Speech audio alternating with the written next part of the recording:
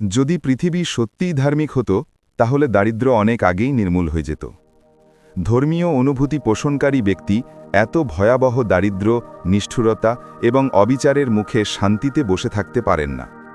কিন্তু আজকের সাধু ঋষিরা কেবল এই দারিদ্র্যকে সহজেই সহ্য করেন না, বরং এর পক্ষে বিভিন্ন অজুহাতও তৈরি করেন। তারা দাবি করেন যে দারিদ্র্য বিদ্যমান কারণ এটি পূর্বজন্মের পাপপূর্ণ কর্মের ফল। অন্য কথায়, দারিদ্র্যের প্রকৃত কারণ ব্যাখ্যা করার পরিবর্তে তারা এটিকে ন্যায্যতা দেওয়ার চেষ্টা করছেন। এই যুক্তিগুলি বুঝতে হলে ট্রেনের কথা বিবেচনা করুন। দুটি ট্রেনের কোচের মধ্যে বাফারগুলি শক শোষক হিসেবে কাজ করে।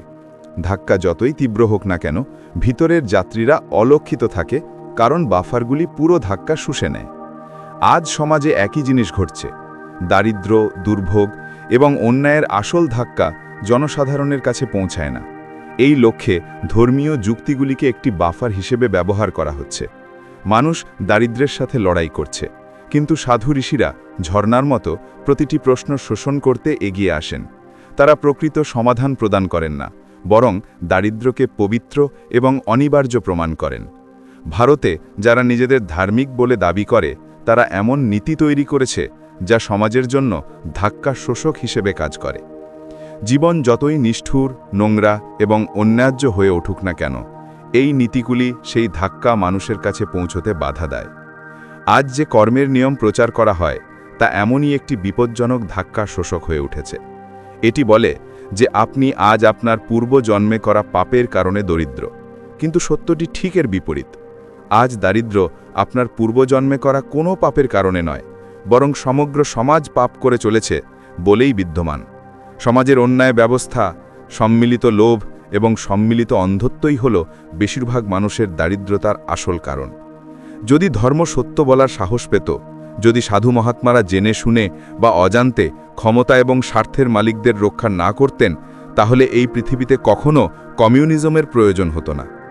কমিউনিজমের উদ্ভব হয়েছিল কারণ পৃথিবী ধার্মিক হতে পারেনি, এবং ধর্ম অধর্মী হয়েছে কারণ এটি তাদের দ্বারা ধারণ করা হয়েছিল যারা ধর্মের চেয়ে ধর্মের বাজার নিয়ে বেশি চিন্তিত ছিল। আজও সেই একই লোকেরা ধর্মকে তার ঘাড়ে ধরে রাখে, সত্যের সাথে নয়, বরং কাঠামো এবং ক্ষমতার সংরক্ষণের সাথে সম্পর্কিত। এবং প্রতিটি ব্যক্তি তার নিজস্ব কর্মের পরিণতি বহন করছে, এই ধারণাটি অত্যন্ত বিপজ্জনক প্রমাণিত হয়েছে। আমরা একা নই, আমরা সকলেই একসাথে সম্মিলিত কর্মের পরিণতি বহন করছি। সমাজ তার কর্মের পরিণতি ভোগ করে। দারিদ্র্য ব্যক্তিগত কর্মের ফলাফল নয়, বরং সমগ্র সমাজের কর্মের প্রতিফলন। আমি একটি গল্প শুনেছি। একজন ফকির একটি মসজিদের নিচ দিয়ে যাচ্ছিলেন। মোল্লা মসজিদের মিনারের উপরে আজান দিচ্ছিলেন, নামাজের জন্য আজান। হঠাৎ তার পা পিছলে গেল এবং সে উপর থেকে পড়ে গেল। মিনারটি লম্বা ছিল, পতন ভয়ঙ্কর ছিল, কিন্তু এটি সরাসরি পাশ দিয়ে যাওয়া একজন ফকিরের ঘাড়ে পড়ল। আশ্চর্যজনকভাবে মোল্লা বেঁচে গেলেন, যে পড়ে গিয়েছিল, কিন্তু ফকিরের ঘাড় ভেঙে গেল। ফকিরকে হাসপাতালে নিয়ে যাওয়া হয়েছিল। তার শিষ্যরা তার সাথে দেখা করতে এসেছিলেন। তারা জানতেন যে তাদের গুরু ক্ষুদ্রতম ঘটনার মধ্যেও কিছু গভীর অর্থ খুঁজে পেয়েছিলেন। তারা কৌতূহলী ছিল, তাই তারা জিজ্ঞেস করল, গুরুদেব, এই ভাঙা ঘাড়ে কি আপনি কোনো রহস্য খুঁজে পেয়েছেন? ফকির হেসে উত্তর দিল, হ্যাঁ, আমি পেয়েছি। এখন আমি একটা জিনিস স্পষ্ট বুঝতে পারছি। কেউ পড়ে যেতে পারে, কিন্তু অন্য কারো ঘাড়ও ভাঙতে পারে। এতক্ষণ পর্যন্ত আমি ভাবতাম যে পড়ে যায় তার ঘাড়ও ভাঙবে, কিন্তু আজ আমি নিজের চোখে দেখলাম যে অন্য কারো ঘাড়ও ভাঙতে পারে। তিনি আরও বললেন, তোমার পাপের কারণে তুমি যে পরিণতি ভোগ করছো, এই কথাটি এখন আমার কাছে সম্পূর্ণ মিথ্যা। ব্যক্তি বিচ্ছিন্নতার এই ধারণা, ব্যক্তিগত কর্মের হিসেব নিকাশ, সবই একটি মায়া। অহংকারের এই ধারণা যে প্রতিটি ব্যক্তি একা বাস করে, একা কর্ম সম্পাদন করা, মৌলিকভাবে অসত্য। সত্য হল আমাদের সকলের জীবন পরস্পর সংযুক্ত, একে অপরের ওপর নির্ভরশীল এবং একে অপরের দ্বারা প্রভাবিত। পৃথিবী একটি জালের মতো, প্রতিটি সুতো অন্যর সাথে বাঁধা। অতএব কেউ যদি পাপ করে, তবে অন্য কেউ তার পরিণতি বহন করতে পারে, এবং যদি কেউ পুণ্য অর্জন করে, তবে তার সুখ অন্য কারো কাছেও পৌঁছতে পারে। আমরা সকলেই একটি সমষ্টিগত সত্তা। আমরা একসাথে পাপ ভোগ করি এবং একসাথে পুণ্য উপভোগ করি। ধর্ম শতাব্দী পর শতাব্দী ধরে বলে আসছে যে অহংকার একটি মিথ্যা, কিন্তু বিড়ম্বনা দেখুন, এই একই ধর্ম জেনে হোক বা অজান্তে অহংকারকে সবচেয়ে বেশি শক্তি দিয়েছে। এটি প্রতিটি ব্যক্তিকে শিখিয়েছে, তুমি তোমার প্রতিফল ভোগ করছো, আমি আমার প্রতিদান ভোগ করছি। যখন ধারণা করা হয় যে প্রতিটি ব্যক্তি তার নিজস্ব কর্মের ফল ভোগ করছে, তখন সমাজের ধারণাটি এমন একটি আদর্শে জন্ম নিতে পারে না। সমাজ শব্দটি তার অর্থ হারিয়ে ফেলে, তখন কেবল ব্যক্তিদের একটি ভিড় অবশিষ্ট থাকে। এই সমাজ জনতার মধ্যে কোনো সমাজ নেই। ধর্ম এই পৃথিবীকে একটি সমাজে পরিণত হতে বাধা দিয়েছে।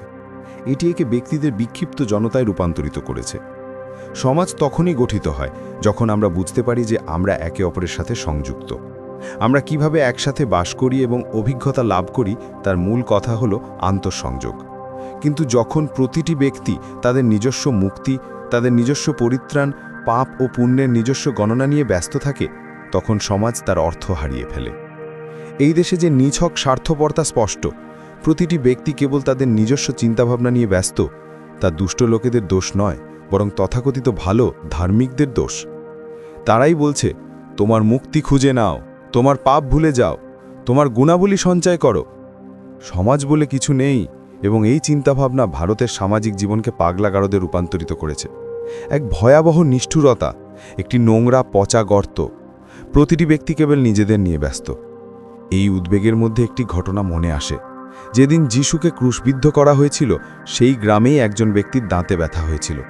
পৃথিবীর সবচেয়ে স্নেহশীল, নিরীহ মানুষদের একজনকে ক্রুশবিদ্ধ করা হচ্ছিল। জনতার মধ্যে খবর ছড়িয়ে পড়ল, শুনেছ, মরিয়মের পুত্র যিশুকে আজই ফাঁসি দেওয়া হবে। কিন্তু লোকটি সবাইকে একই কথা বলতে থাকল, হ্যাঁ আমি শুনেছি, কিন্তু আমার দাঁতের ব্যথা ভীষণ যন্ত্রণাদায়ক। আমি সারা রাত ঘুমাতে পারিনি। আমি ওষুধ প্রয়োগ করেছি, কিন্তু তাতেও কোনো লাভ হয়নি। আমার দাঁতের ব্যথা ভীষণ যন্ত্রণাদায়ক। লোকেরা তাকে বোঝানোর চেষ্টা করত, ঠিক আছে, দাঁতের ব্যথা চলে যাবে, প্রথমে দেখো গ্রামের সবচেয়ে প্রিয় মানুষটিকে ক্রুশবিদ্ধ করা হচ্ছে। সে একই উত্তর দিত, হ্যাঁ হবে, কিন্তু আমার দাঁতের ব্যথা ভীষণ যন্ত্রণাদায়ক। পুরো গ্রাম অশান্তিতে ডুবেছিল। যিশুকে ক্রুশবিদ্ধ করা হচ্ছিল, কিন্তু এই লোকটি দাঁতের ব্যথার যন্ত্রণায় তার পৃথিবী সংকুচিত হয়ে গিয়েছিল। সে নিজেকে ছাড়া আর কিচ্ছু দেখতে পাচ্ছিল না। এই আমাদের অবস্থা। সমাজ জ্বলছে, প্রজন্মের পর প্রজন্ম পিষ্ট হচ্ছে, অন্যায় বাড়ছে, কিন্তু প্রতিটি মানুষ তার নিজের দাঁতের ব্যথায় ডুবে আছে। ধর্ম আমাদের এতটাই বিচ্ছিন্ন, এত স্বার্থপর করে তুলেছে যে আমরা সম্মিলিত জীবনের অর্থ ভুলে গেছি। প্রতিটি ব্যক্তি তার নিজস্ব ছোট ছোট কষ্ট নিয়ে ব্যস্ত থাকে, এবং কেউ জাতির সামগ্রিক কষ্ট দেখতে পায় না। একজন ব্যক্তির কষ্ট বড় মনে হয়, কিন্তু একটি জাতির কষ্ট ছোট। এটা কেমন অন্ধবোধ! একজন ব্যক্তিকে একদিনে ক্রুশবিদ্ধ করা হয়, কিন্তু একটি জাতি হাজার হাজার বছর ধরে ক্রুশবিদ্ধ থাকে। ভারতও হাজার হাজার বছর ধরে দীর্ঘ, যন্ত্রণাদায়ক, অন্তহীন সংগ্রামের মধ্য দিয়ে ক্রুশবিদ্ধ হয়েছে। কিন্তু সবাই বলছে, দেশকে ক্রুশবিদ্ধ করা হোক, আমার দাঁতের ব্যথা আগে সেরে যাক, আমার কষ্ট গুরুত্বপূর্ণ, বাকি সব কিছু পরে আসে। সবাই কেবল তাদের নিজস্ব দাঁতের ব্যথা নিয়ে চিন্তিত। এই তথাকথিত ধার্মিক ব্যক্তিরা এই শিক্ষাই দিয়েছেন, ব্যক্তি প্রথমে আসে, সমাজ পরে আসে, তাদের নিজস্ব কষ্ট আগে আসে, সবার কষ্ট পরে আসে, তাদের নিজস্ব মুক্তি আগে আসে, বিশ্বের মুক্তি পরে আসে। কিন্তু ইতিহাস সাক্ষ্য দেয় যে ভারতে জন্মগ্রহণকারী সমস্ত মহাপুরুষ, বুদ্ধ, মহাবীর বা নানক যাই হোক না কেন, সকলেই এক অর্থে গভীরভাবে কমিউনিস্ট ছিলেন। রাজনৈতিক অর্থে কমিউনিস্টরা নয়, মানবতার অর্থে। যেখানে সমাজের দুঃখ দেখা হয়, কেবল ব্যক্তির নয়, যেখানে কেবল নিজের নয়, সকলের মুক্তির কথা বলা হয়। সত্য হলো, কোনো ভালো মানুষ, কোনো সংবেদনশীল এবং সচেতন ব্যক্তি গোষ্ঠীর দুঃখ কষ্টের প্রতি চোখ বন্ধ করতে পারে না। এটি সহজাতভাবে সমষ্টি ভাগ করা, এবং তাই এক অর্থে কমিউনিস্ট। যারা সম্পূর্ণ অন্ধ অথবা অন্যদের প্রতারণায় লিপ্ত, কেবল তারাই কমিউনিস্ট হওয়া থেকে বাঁচতে পারে। প্রতিটি ব্যক্তির সমান সুযোগ থাকা উচিত, এই তথ্য থেকে কোনো সংবেদনশীল ব্যক্তি কিভাবে এড়াতে পারে। প্রতিটি মানুষের সমান বিকাশের অধিকার থাকা উচিত, এই ধারণা থেকে কোনো সৎ মানুষ কিভাবে চোখ বন্ধ করতে পারে। কিভাবে কোনো বুদ্ধিমান, চিন্তাশীল এবং গুণী ব্যক্তি মানবিক মূল্য সমান হওয়া উচিত এবং সমাজকে শ্রেণীতে বিভক্ত করা উচিত নয় তা অস্বীকার করতে পারে। একজন সত্যিকারের নৈতিকভাবে সচেতন এবং সংবেদনশীল ব্যক্তি স্বভাবতই কমিউনিস্ট না হয়ে বাঁচতে পারে না। কিন্তু কমিউনিস্ট হওয়া রাজনৈতিক অনুগত বোঝায় না। কমিউনিস্ট হওয়ার মানে মার্ক্সের অন্ধ অনুসারী হওয়া, অথবা পাগলামির পর্যায়ে মাওয়েদের ভক্ত হওয়া, অথবা অন্ধভাবে স্টালিন ও ট্রৎস্কিকে অনুসরণ করা নয়। যারা এইভাবে অন্ধভাবে অনুসরণ করে, তাদের কমিউনিজমের সাথে কোনো গভীর সম্পর্ক নেই। তারা একই পুরনো ভক্ত, কেবল তাদের দেবতা পরিবর্তিত হয়েছে। আগে তারা রামকে অনুসরণ করত, তারা কৃষ্ণকে আঁকড়ে ধরত। রাগে তারা পুরনো দেবতাদের ত্যাগ করত, কিন্তু তাদের বেড়ে ওঠার ধরন, তাদের চিন্তাভাবনা, তাদের অন্ধভক্তি সবকিছুই একই রকম রয়ে গেছে। এখন তারা মার্ক্সকে আলিঙ্গন করেছে, এখন তারা মাওকে আলিঙ্গন করেছে। আগে তারা গীতা এবং বাইবেলকে আলিঙ্গন করেছে, এখন তারা পুঁজি এবং কমিউনিস্ট ইস্তাহারকে আলিঙ্গন করেছে। আগে তারা কুরআনকে আক্ষরিক সত্য বলে বিশ্বাস করত, এখন তারা পুঁজিকে আক্ষরিক সত্য বলে বিশ্বাস করে। এই ধরনের কমিউনিস্ট তারা নিজেদের যতই বিজ্ঞানী বলুক না কেন, আসলে একই বৃদ্ধ, যে একটি বইকে আঁকড়ে ধরে, যে একটি ধারণাকে চূড়ান্ত সত্য হিসেবে গ্রহণ করে। তারাও বলে, আমাদের বইতে যা লেখা আছে তা সত্য, আমরা যা বলি তা চূড়ান্ত, আমরা ইতিহাসের একটি সম্পূর্ণ বৈজ্ঞানিক ব্যাখ্যা দিয়েছি, এখন নতুন কিছু সম্ভবই নয়। এই ধরনের ব্যক্তি কমিউনিস্ট নয়, তিনি কেবল একটি নতুন ভক্ত, কেবল তাদের দেবদেবতা পরিবর্তিত হয়েছে। ভক্তির পদ্ধতি একই রকম রয়ে গেছে। যদি আপনি এই অন্ধ, একগুয়ে এবং চিন্তাহীন মানুষটিকে কমিউনিস্ট বলেন, তাহলে আমি মোটেও কমিউনিস্ট নই। যদি কমিউনিস্ট হওয়ার মানে এটাই হয়, যদি একটি ক্ষুদ্র সংখ্যালঘু ছুরি হাতে সংখ্যাগরিষ্ঠদের জীবনকে আত্মসমর্পণে বাধ্য করে, আমি কখনোই কমিউনিস্ট হতে পারব না। আমি বিশ্বাস করি যে কোনো সংখ্যালঘু, এমনকি যদি তারা সংখ্যাগরিষ্ঠদের প্রতিনিধিত্ব করে বলে, তাদের ওপর জোর করার, সহিংসতা চালানোর বা বশীভূত করার অধিকার নেই। বিশ্বে যত অবিচার দেখা গেছে তা সর্বদা সংখ্যাগরিষ্ঠদের বিরুদ্ধে সংখ্যালঘুদের জোর থেকে উদ্ভূত হয়েছে। একজন মুসলিম সৎভাবে বিশ্বাস করতে পারে যে যদি সবাই ইসলাম গ্রহণ করে তাহলে তারা উপকৃত হবে, তারা স্বর্গে যাবে, নরক থেকে বাঁচবে। তার উদ্দেশ্য পবিত্র হতে পারে, কিন্তু যখন সে তরবারি উঁচিয়ে কারো দিকে ঝাঁপিয়ে পড়ে বলে, ইসলাম গ্রহণ করো, নইলে তুমি নরকে যাবে আর আমি তোমার নিজের ভালোর জন্য তোমাকে ইসলামে ধর্মান্তরিত করব, তখন তার উদ্দেশ্য যতই মহৎ হোক না কেন, সেটাই নিপীড়ন। কমিউনিস্টরা ঠিক এটাই করছে, যারা সহিংসতা এবং জোরপূর্বক সমতা চায়।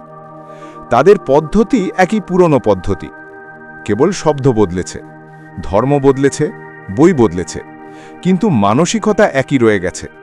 আমি জানি তুমি তা করো না, আমি ঠিক বলছি, তুমি ভুল, আর সেই জন্যই তোমাদের আমার পথ অনুসরণ করতে হবে। প্রয়োজনে জোর করে। যদি এমন কমিউনিজম থাকে, আমি তা এড়িয়ে চলি এবং সর্বদা দূরে থাকব। সহিংসতার মাধ্যমে কখনোই সমতা অর্জন করা যায় না, কারণ অসাম্যের বিষ সহিংসতার মূলে নিহিত। যে সহিংসতা করে সে শীর্ষে ওঠে, আর যে সহিংসতার শিকার হয় তাকে ঠেলে দেওয়া হয়। এক ধাক্কায় দুটি শ্রেণী তৈরি হয়, মালিক যে সহিংসতা করে এবং দরিদ্র, নিপীড়িত যে সহিংসতার শিকার হয়। রাশিয়ায় একটি বিপ্লব হয়েছিল, চীনেও ঝড় হয়েছিল, কিন্তু এই বিপ্লবগুলি আমার কল্পনা করা কমিউনিজমের জন্ম দিতে ব্যর্থ হয়েছিল, যা আমি কামনা করি। এই বিপ্লবগুলি পুঁজিবাদের রোগের নিরাময় ছিল না, এগুলি কেবল রোগ পরিবর্তনের প্রচেষ্টা ছিল। হ্যাঁ, পুরনো প্রভুদের অপসারণ করা হয়েছিল, কিন্তু তাদের জায়গায় নতুন প্রভুদের আবির্ভাব হয়েছিল। একমাত্র পার্থক্য হল, গতকালের প্রভুকে এখন একজন ব্যবস্থাপক বলা হয় এবং গতকালের কর্মী একজন শ্রমিকই রয়ে গেছে। মজুরির ব্যবধান কিছুটা কমেছে, কিন্তু মর্যাদার ব্যবধান একই রয়ে গেছে, অটল অটল। এবং মনে রাখবেন, একজন ব্যক্তি সম্পদ সঞ্চয় করে না কারণ তারা এটিকে ভালোবাসে, তারা সম্পদ সঞ্চয় করে কারণ এটি প্রতিষ্ঠা আনে। যদি প্রতিষ্ঠার অন্যান্য পথ খুলে দেওয়া হয়, তাহলে তারা সম্পদ সঞ্চয় করা বন্ধ করে দিত। রাশিয়ায় এটাই ঘটেছে। কমিউনিস্ট পার্টির সদস্য হওয়া মর্যাদাপূর্ণ, ক্ষমতাশালী এবং অকমিউনিস্ট হওয়ার জন্য প্রায় অসম্ভব সাহসের প্রয়োজন। সেখানেও শ্রেণী তৈরি হয়েছে, কেবল নাম বদলেছে, মুখ বদলেছে, কিন্তু কাঠামো একই রয়ে গেছে। একজন ব্যক্তি শীর্ষে, অন্য একজন নিচে। আমি একটি মজার গল্প শুনেছিলাম। যখন ক্রুশ্চিভ রাশিয়ায় ক্ষমতায় আসেন, তখন তিনি কমিউনিস্ট পার্টির শীর্ষ নেতাদের মধ্যে দাঁড়িয়ে স্টালিনের তীব্র নিন্দা করেন। ব্যঙ্গ, গালিগালাজ এবং অভিযোগের ঝড় ওঠে। জনতার মধ্যে একজন উঠে দাঁড়িয়ে বলেন, আপনি সারা জীবন স্টালিনের সাথেই ছিলেন, এখন কেন এই সব বলছেন? স্টালিন জীবিত থাকাকালীন কেন বলেননি? ক্রুশ্চিভ এক মুহূর্ত চুপ করে রইলেন। তারপর তিনি বললেন, যে ভদ্রলোক এই প্রশ্নটি করছেন, দয়া করে উঠে দাঁড়ান এবং আপনার নাম বলুন। নীরবতা নেমে এলো, কেউ দাঁড়ালো না, কেউ তাদের নাম বলল না। ক্রুশ্চিভ হেসে বললেন, বুঝলে, সেই কারণেই আমি তখন চুপ ছিলাম। সমস্যাটা এটাই, পুঁজিবাদের একটা মারাত্মক রোগ ছিল, ধনী দরিদ্রের ব্যবধান দূর করা উচিত ছিল। কিন্তু যদি নতুন কোনো ব্যবধান দেখা দেয় তাহলে তার মানে হলো আমরা রোগটি বদলেছি, প্রতিকার খুঁজে পাইনি। রাশিয়ার নতুন কোনো ব্যবধান দেখা দিয়েছে। চীনেও একই গল্পের পুনরাবৃত্তি হলো। তারা একটি বড়সড় পরীক্ষা চালিয়েছিল, এত বড়সড় যে এটি প্রশংসার দাবি রাখে, কিন্তু পরীক্ষাটি ব্যর্থ হয়েছিল। কমিউনিজম এখনও জন্মায়নি, আরও সময় লাগবে, অনেক সময়। কারণ কমিউনিজম কেবল ব্যবস্থা পরিবর্তন করেই আসে না। কমিউনিজম তখনই জন্ম নিতে পারে যখন এর জীবন দর্শন প্রতিটি ব্যক্তির আত্মায় প্রবেশ করে, এবং মানুষের ভেতরে এই আগুন যতক্ষণ না বেড়ে ওঠে, উপরে উঠে যায়, অন্য সকলকে ছাড়িয়ে যায়, ততক্ষণ পর্যন্ত তা আসতে পারে না। এই উচ্চাভিলাষ জ্বলতে থাকে। যদি এই উচ্চাভিলাষ জীবিত থাকে তাহলে পৃথিবীতে 1000 প্রচেষ্টা করা যেতে পারে। প্রচেষ্টা শিথিল হয়ে গেলেই পুঁজিবাদ আবার মাথা উঁচু করে তুলবে, কারণ পুঁজিবাদ বাইরে জন্মায় না, এটি মানুষের ভেতরের উচ্চাভিলাষ থেকে উদ্ভূত হয়। অতএব আমি বিশ্বাস করি যে ধর্মই একমাত্র বিজ্ঞান যা মানুষের ভেতরের এই উচ্চাভিলাষকে নির্মূল করতে চায়। যেদিন ধর্ম পৃথিবীতে সম্পূর্ণভাবে অবতীর্ণ হবে তার আগে নয় কমিউনিজমের জন্ম হবে। মনে রাখবেন, যতক্ষণ না ধার্মিক লোকেরা কমিউনিস্ট হচ্ছে ততক্ষণ কমিউনিজম মিথ্যে কমিউনিস্টদের হাতে খেলনার হিসেবেই থেকে যাবে। এই মিথ্যে কমিউনিস্টরা পুঁজিপতি এবং সামন্তপ্রভুদের মতোই বিপজ্জনক। প্রকৃত কমিউনিজম তখনই জন্মাবে যখন প্রকৃত কমিউনিস্ট জন্মাবে।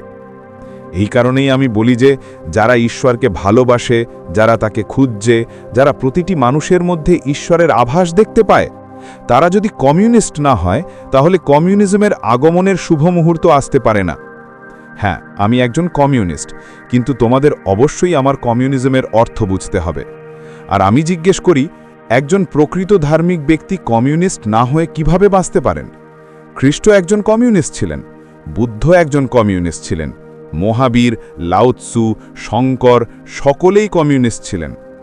যদিও তখন কমিউনিজম শব্দটির অস্তিত্ব ছিল না, তবুও যারা সকলের মঙ্গলের জন্য, কেউ যেন শ্রেষ্ঠ বা কৃষ্ণ না হয়, বিভাজনহীন সমাজের জন্মের জন্য, প্রতিটি হৃদয়ে এক ঈশ্বরের স্বীকৃতির জন্য প্রার্থনা করেছিলেন, তারা সকলেই কমিউনিস্ট ছিলেন, ব্যতিক্রম ছাড়া। কিন্তু আজ যাদেরকে তুমি কমিউনিস্ট বলছো তাদের ঈশ্বরের কোনো চিন্তা নেই, আত্মারও কোনো চিন্তা নেই, আর সত্যি বলতে মানুষের সাম্যেরও তাদের কোনো চিন্তা নেই। কারণ যারা সহিংসতায় বিশ্বাস করে তারা অসম্যেও বিশ্বাস করে। যারা জবরদস্তিতে বিশ্বাস করে তারা কখনোই মানুষের ভেতরে স্বাধীন চিন্তাভাবনার শক্তিতে বিশ্বাস করতে পারে না। আমি তেমন কমিউনিস্ট নই, এবং আমি সারা জীবন এই ধরনের কমিউনিস্টদের সঙ্গে লড়াই করব। এটাই আমার সমস্যা। আমাকে কমিউনিজমের জন্য লড়াই করতে হবে এবং কমিউনিস্টদের সঙ্গেও লড়াই করতে হবে। আমাকে ধর্মের জন্য লড়াই করতে হবে এবং যারা নিজেদের ধার্মিক বলে তাদের সঙ্গেও লড়াই করতে হবে। আমাকে বিশ্বাসের পক্ষে দাঁড়াতে হবে এবং ঈশ্বরবাদীদের সঙ্গেও লড়াই করতে হবে। তখন জিনিসগুলো সত্যিই কঠিন হয়ে ওঠে, খুব কঠিন। আরেক বন্ধু জিজ্ঞেস করল, ভগবান, আজ সকালে তুমি বলেছিলে যে বিশ্বাসের মাধ্যমে ঈশ্বরকে খোঁজা পাওয়া যায় না, তাহলে কি আমাদের বিশ্বাসকে একেবারেই ত্যাগ করা উচিত? তাহলে ছোট ছোট কাজও অসম্ভব হয়ে যাবে। আমি কখন বলেছি ছোট জিনিসে বিশ্বাস না করতে? তুমি গাড়ি চালাও, তোমাকে বিশ্বাস করতে হবে যে ইঞ্জিন কাজ করবে। আরামে গাড়ি চালাও, গাড়ি চালানোয় বিশ্বাস করো, আমার আপত্তি নেই। তুমি দোকানে যাও, দোকানদারের ওপর নির্ভর করে সঠিক দাম দিতে হবে, তাই না? তাকে বিশ্বাস করো। যদিও এই দেশে দোকানদারদের বিশ্বাস করার মতো কোনো পরিস্থিতি আর নেই, তবুও তাকে বিশ্বাস করো, না হলে কিভাবে কাজ হবে? কিন্তু ঈশ্বর এমন কিছু নন যা তুমি দোকান থেকে কিনে পুরোহিতের কথায় বিশ্বাস করতে পারো। আমি ঈশ্বরের প্রেক্ষাপটে বিশ্বাসকে প্রত্যাখ্যান করেছি, আর তোমরা তা গাড়ি চালানো এবং সবজি কেনার মধ্যেও প্রসারিত করছো।